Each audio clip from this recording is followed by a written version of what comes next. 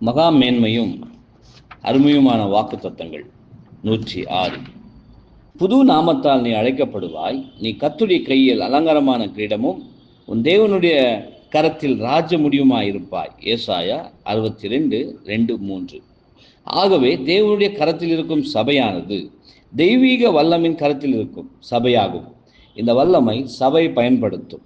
மேலும் இவள் அலங்காரமான கிரீடமாயிருந்து சதா காலமும் நம்முடைய தேவனுடைய செய்கையின் மகிமையின் பிரதிபலிக்கும் அழகான ஒருவளாகவும் இருப்பாள். அது எத்தனை மகிமையாயிருக்கும், எத்தனை அழகு!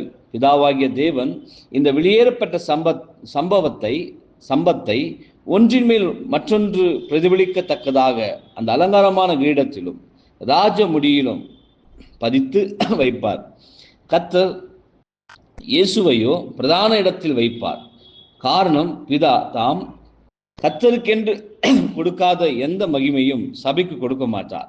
சபை மனுஷர்களுக்கு முன்பாக அழகும் என்றென்றும் சந்தோஷமும் உள்ள ஒன்றாக தேவனுடைய கைவேலையாகிய காட்டப்படுவார்கள் என்பதே. ஆமென்.